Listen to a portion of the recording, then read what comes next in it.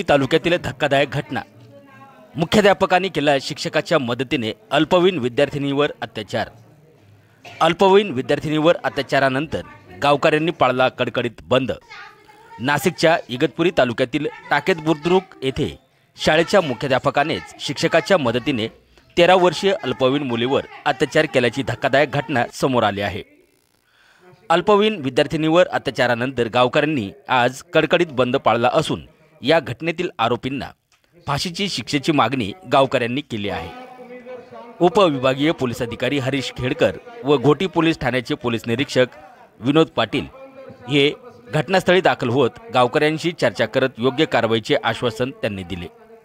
यावेळी परिसरात पोलिसांचा चोख बंदोबस्त ठेवण्यात आला होता।